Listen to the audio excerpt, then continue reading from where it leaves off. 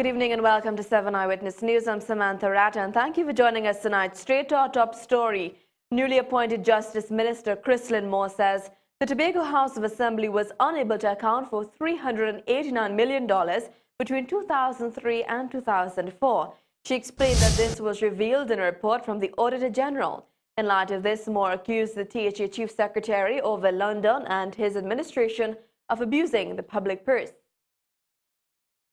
In 2003-2004, the THA failed to account for $389 million. Moore last evening told a gathering of People's Partnership supporters that the auditor's report stated that the monies went into an interest-bearing account. $389 million in an interest-bearing account. We can't find the $389 million, but what the interest? We can't find that neither. One advisor in the Tobago House of Assembly receives over $62,000 a month. And this was revealed by Minority Assemblyman in the Tobago House of Assembly, Rolly Kwaku. He made the revelation as he addressed hundreds of supporters at the People's Partnership rally in Tobago last evening. He then listed some of the allowances an advisor in the Division of Health under the THA receives. Transport, $2,500. That's allowances. Housing, $4,000. Entertainment, $1,000. And listen carefully to this. The lady is delivering some special service at $15,000 a month. Kwaku told the gathering that one advisor receives over $32,000 in allowances alone. Loan for one advisor in the Tobago House of Assembly comes up to $32,435. He said in addition to the allowances, the advisor receives $30,000 per month. The salary for one advisor in the Tobago House of Assembly is $30,000. So one person takes home in excess of $62,000 a month. Meanwhile, Prime Minister Kamla Persad-Bissessar has revealed that the Tobago House of Assembly, led by Chief Secretary Orville London, has been blocking projects earmarked for the development of the people of Tobago. And her comments came as she delivered the feature address at the People's Partnership rally last night. She told party supporters that government has 15 projects aimed at developing Tobago. There are a host of projects that we want to work with you to develop your children, to develop each man and woman and child in this country, to grow and to get sustainable jobs. But at each turn that we make, we are being blocked by the present THA. The Prime Minister said in order to get the projects done, government must get the support and cooperation from the THA. But I need a THA, you need a THA that we can work with so we can get these projects done. She then took the opportunity to endorse the political leader of the Tobago Organization of the People, Ashwath Jack. Mrs. Persad-Bissessar said Mr. Jack understands that in order to further develop Tobago, the central government must receive the cooperation of the THA. Ashwath understands, and he knows well, that for Tobago to go forward, he must cooperate with the government of Trinidad and Tobago. Leader of the Tobago Organization of the People, Ashwath Jack, has called on the Chief Secretary of the Tobago House of Assembly to call the THA elections. And Jack made the call during the People's Partnership rally last evening and said the Chief Secretary's administration claimed that a recent poll has shown that they will win the upcoming elections. And as a result, the TOP leader told the THA Chief Secretary to call the elections. When people afraid, they just hide. They don't come out in open. If we afraid and they say they do a poll and say they go win, oh God. If the poll say you go win, then this is the best time to call the election. Jack, who is the minority leader in the Tobago House of Assembly, insisted that his party is ready for the elections. When the election comes, and I say this as I close, they could bring it Christmas Day. We will have the birth of a new assembly. They bring it Carnival Day, we go play mass on the TV, on the PLM. And if they bring it on Easter, we will resurrect Tobago. So anyhow, any day they bring it, tell them the TOP is ready. To some related news, government is moving to ensure that the people of Tobago receive deeds for their lands in the shortest possible time. And this is according to Prime Minister Kamla Persad-Bissessar, who said recent information has indicated that 87% of the people living in Tobago have no deeds for their land. That I am advised that 87% of persons living on land in Tobago have no deeds. That's right. That means 87 out of where every 100 people you watch, 87 have no land deeds.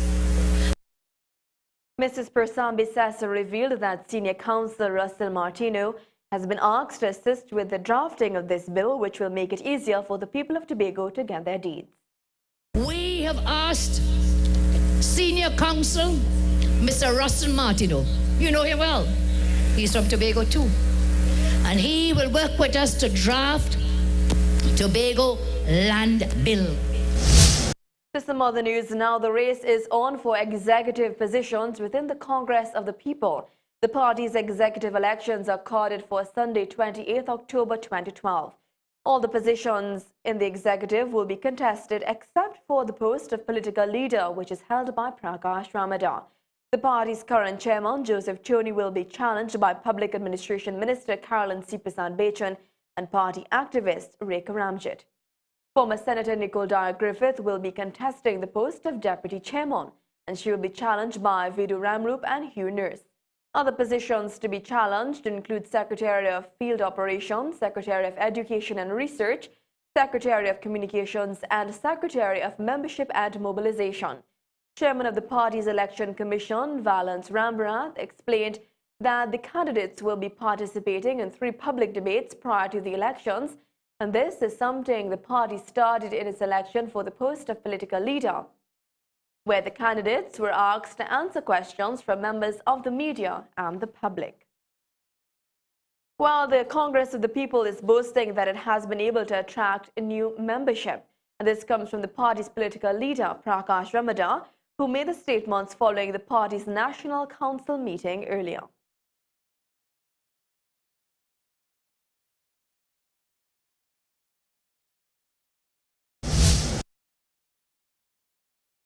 I want to tell you, contrary to a lot of rumor and propaganda, this party has been strong and continues to grow.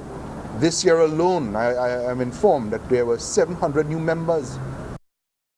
Party's chairman, Joseph Choni, said he will be moving to ensure that more people are attracted to the COP. He will be contesting the chairmanship post of the party in the upcoming elections. And candidate for the vice chairmanship of the party, Nicole Dyer-Griffith, said, while attracting new members, she hopes to reignite the passion of current members. Over the last 7 months, we have attracted about 700 members. But I think we have to intensify our work to ensure that we come across to the national community as responsible, as united, as committed, so that we can get more members to join our fold.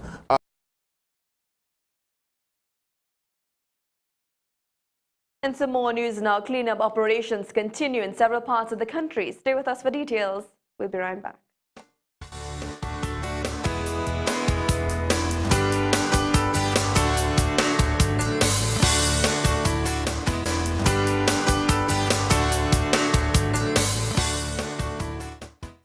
Welcome back to some more news now. Cleanup operations continued in several parts of the country following heavy rainfall and flooding yesterday.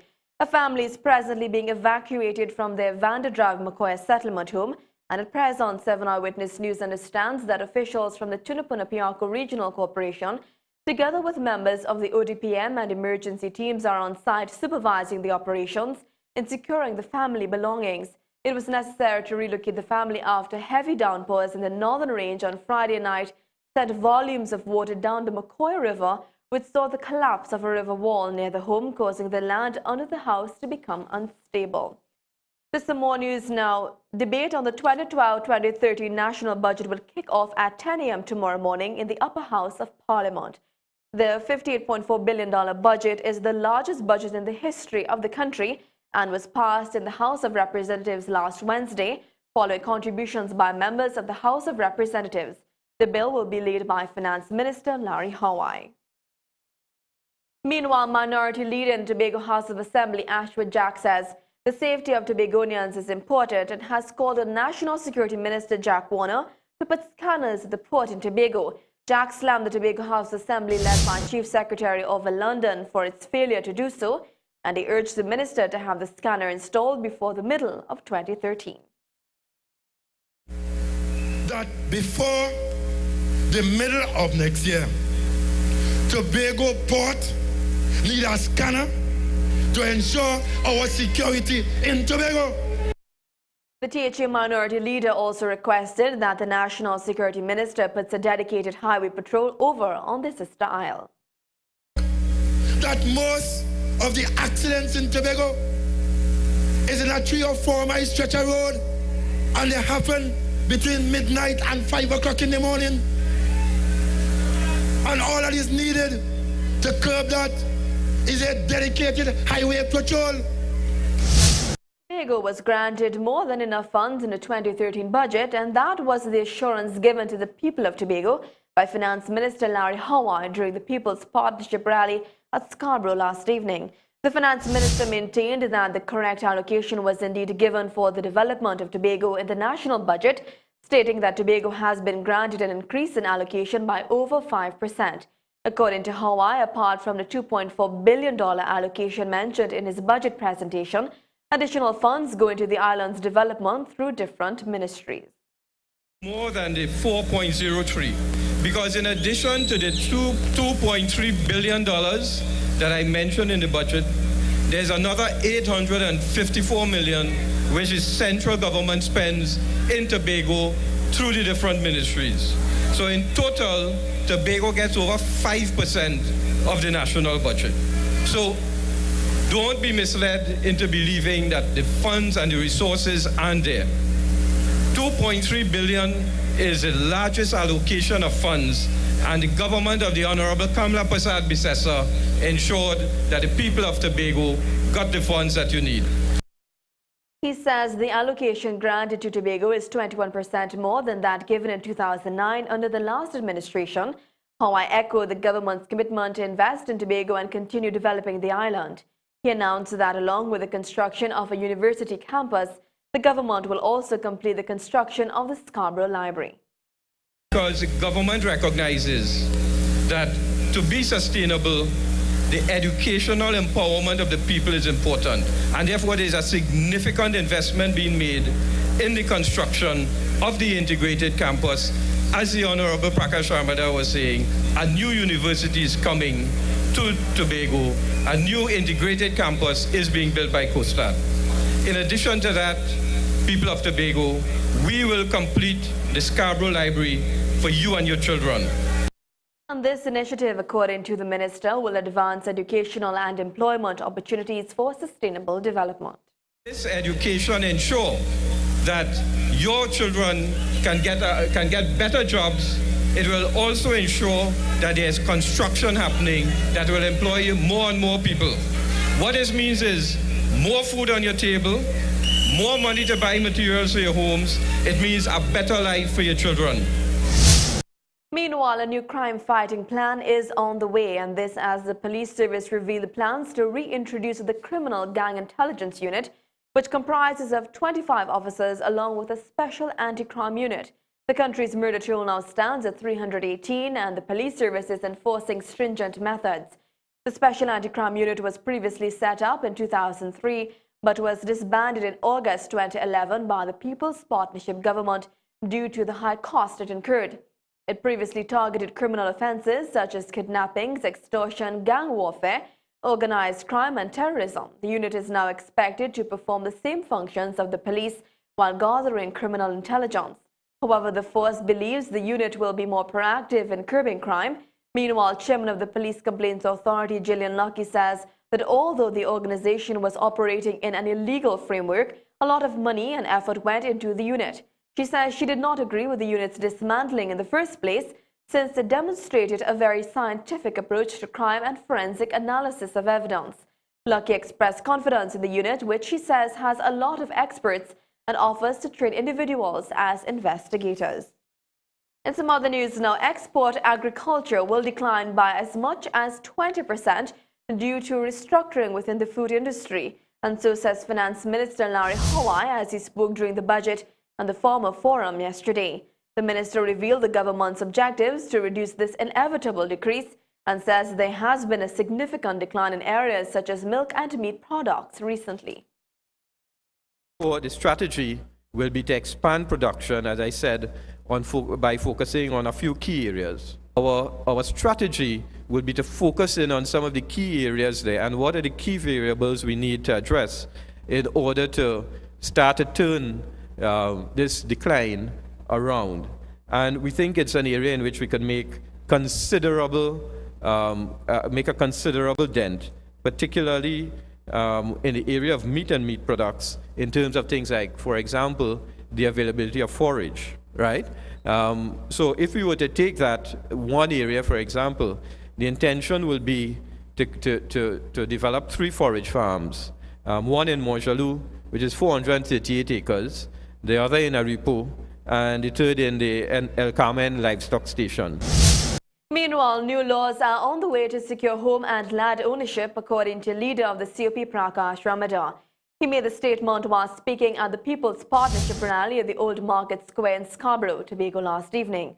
Ramadar says the government is currently devising a plan to ensure that persons maintain their homes after making a down payment of 50% or more. He says in a matter of 2 weeks, consultations will take place between stakeholders and bankers in Tobago. He says presently banks have the right to seize lands and homes as a result of unsettled mortgage payments, even if half the total cost is already paid. And this, he promised, will soon be a thing of the past. When you get your deed for your land and you go to mortgage it to build your business, to improve the condition of the life of Trinidad, of Tobago in particular, you know what has happened in Trinidad most times? People who work and pay off more than 50% of their mortgage. Sometimes they fall sick.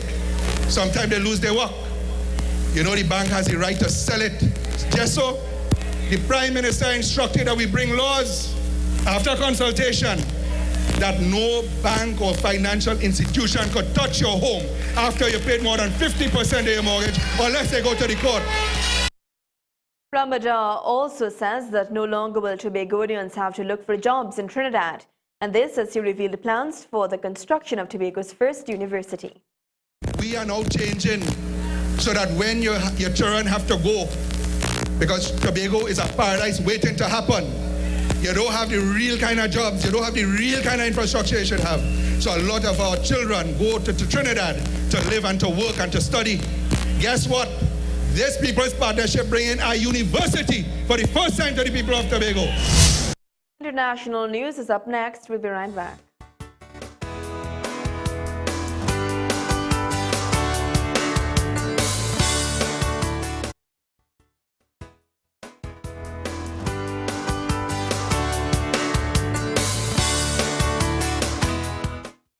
Welcome back to some more news now. An Austrian skydiver has broken the record for the highest ever skydive by jumping out of a balloon at 128,000 feet in New Mexico.